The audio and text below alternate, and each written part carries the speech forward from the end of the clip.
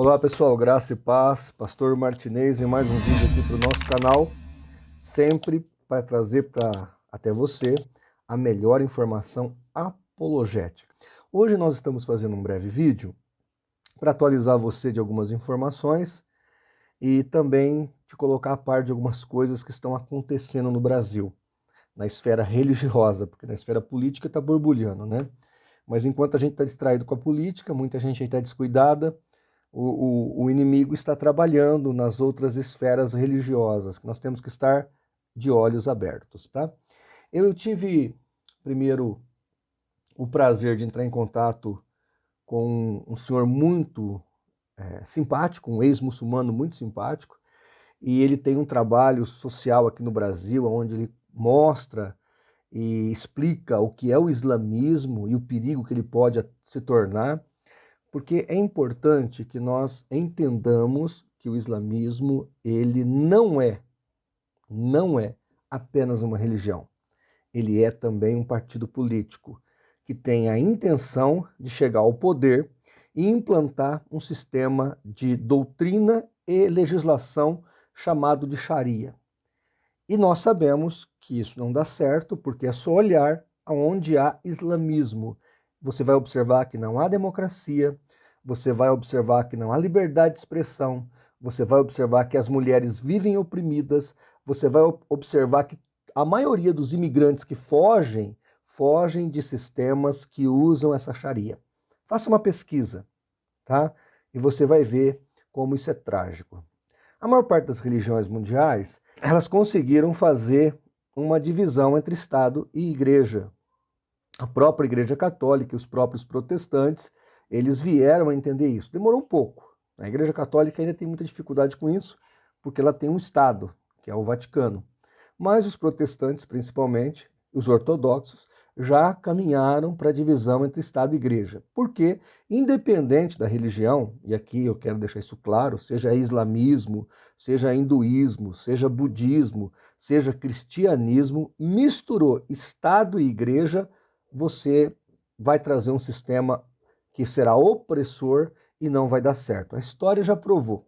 Uma das poucas religiões que ainda não entendeu isso é o islamismo. Eles ainda não compreenderam o perigo disso. Então eu vou trazer algumas informações que esse senhor, deixa eu pegar o nome dele aqui, que ele é libanês, é o senhor Iskandar, é o nome dele, da Liga Cristã Mundial. Então veja, era um muçulmano que se converteu, fugiu para o Brasil, chegando aqui, ele vai fundar essa liga, ele é católico inclusive, mas para ajudar os cristãos que estão fugindo de outros países muçulmanos e querem refúgio ou querem ajuda. E até mesmo no Brasil, ele tenta ajudar essas pessoas. Então eu vou comentar 2 videozinhos que ele me mandou vários, mas 2 videozinhos dele me obrigou a fazer este breve vídeo para mostrar algumas coisas para você.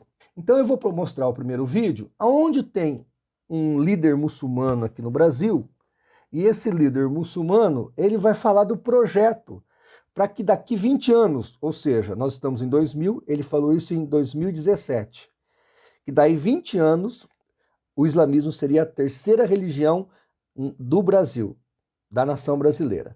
Então nós teríamos, né, o catolicismo, o protestantismo e logo em seguida o islamismo. É a esperança deles, tá? É o projeto deles. Então, vou rodar o vídeo, já eu volto para comentar. Bom,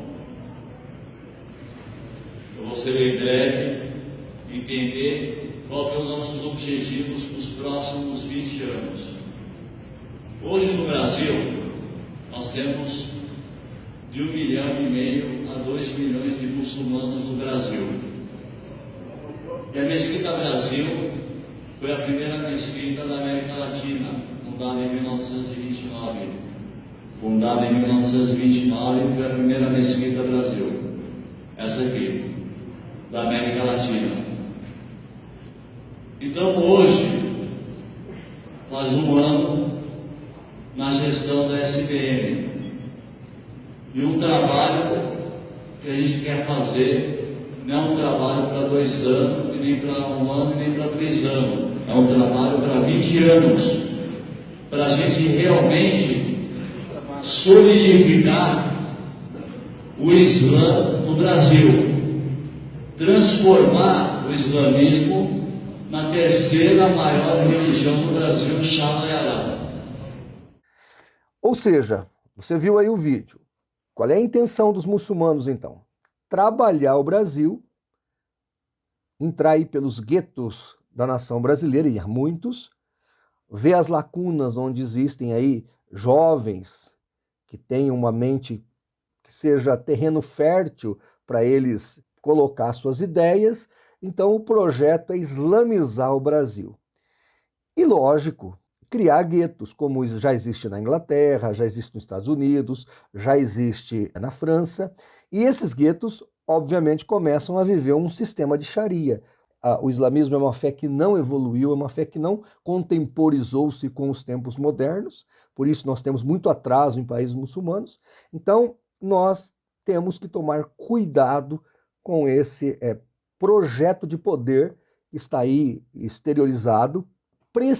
A igreja precisa acordar para essa questão que nós estamos prestes a viver. Tá? Não vamos deixar, em nome de Jesus, o Brasil ser islamizado.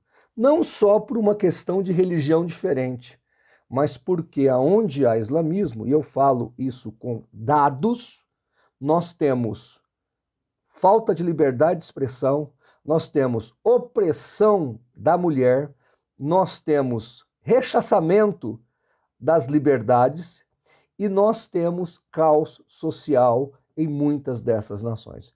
Eu não quero isso no meu país, não quero. É um direito meu não querer, tá ok? É um direito de cada cidadão brasileiro não querer. O outro vídeo que eu vou mostrar para vocês é muito interessante porque ele mostra um brasileiro se tornando muçulmano.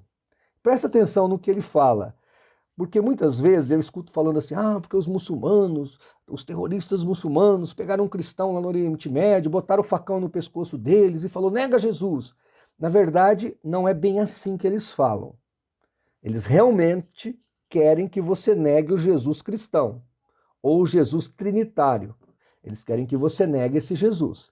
Mas eles não vão dizer isso abertamente. Presta atenção no vídeo que você vai entender essa problemática. Vou rodar o vídeo. Testemunho que não há outra divindade a não ser Deus.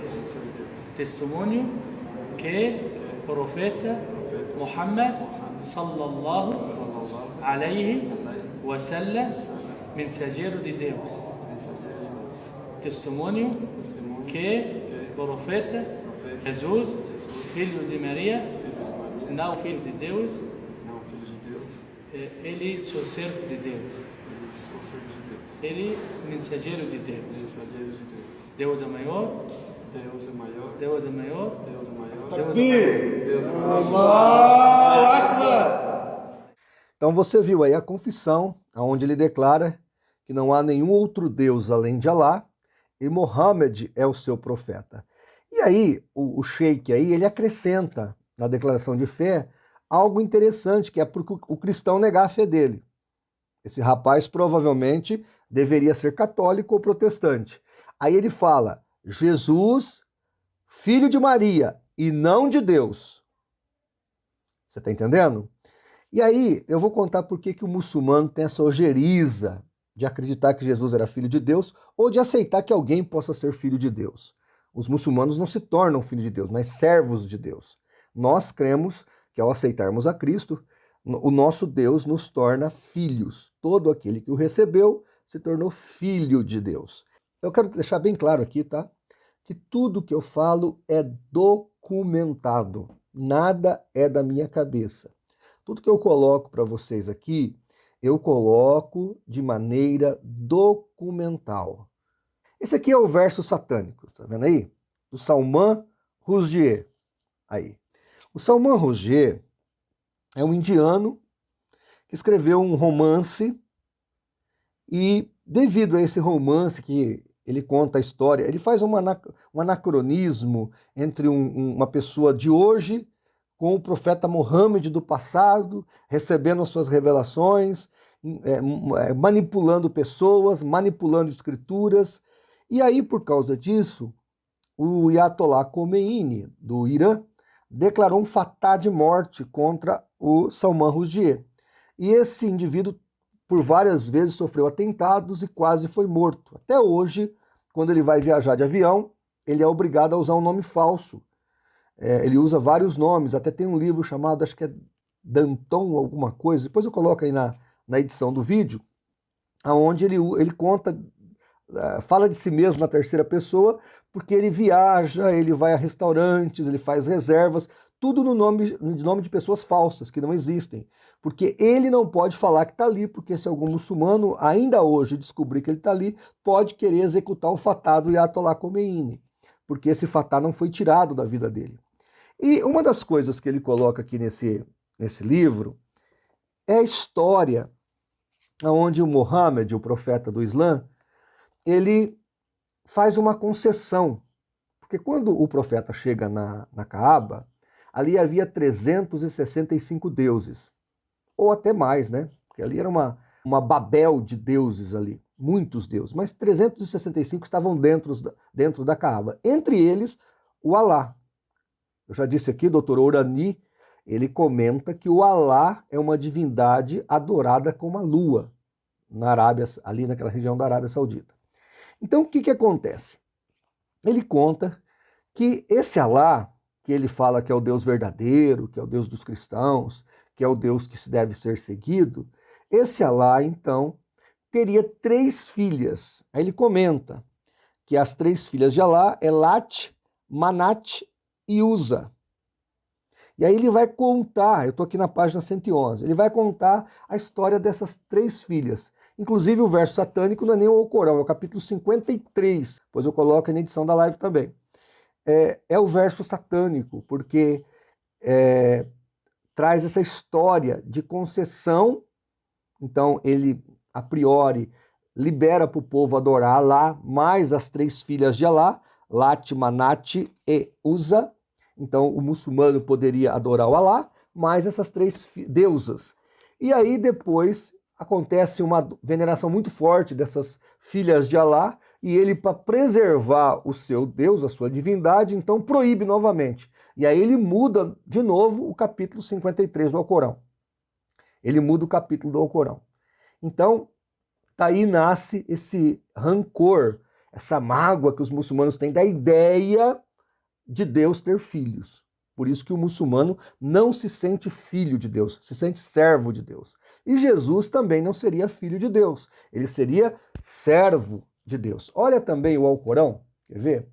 O Alcorão na Surata, ou Sura 9, verso Oyat 30, eles dizem o seguinte, diz que Alá afirma o seguinte lá. Os judeus dizem, Isra é filho de Alá. Os cristãos dizem, o Messias é filho de Alá.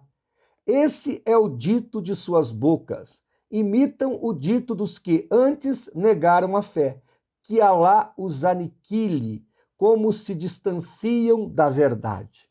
Então aqui você vê o rancor, o ranço que eles têm da possibilidade de Alá, se é que Alá fosse o Yahvé da Bíblia Sagrada, tivesse filhos. A ideia de que Deus possa ter filhos é abominável. Então, de onde vem essa abominação que tem no Alcorão por essa possibilidade de alguém ser filho de Deus? Vem dessa história que o Salman Rushdie conta aqui na página 111 do seu livro Versos Satânicos. A minha edição aqui, para eu deixar isso claro, é a 3ª edição em português. Então, queridos, eu quero que você observe que o muçulmano não manda categoricamente você negar Jesus, porque Jesus no Islã, ele é um profeta importante. Inclusive vai voltar para dizer para os cristãos adorarem não, crerem no que Muhammad ensinou e aceitar a fé muçulmana.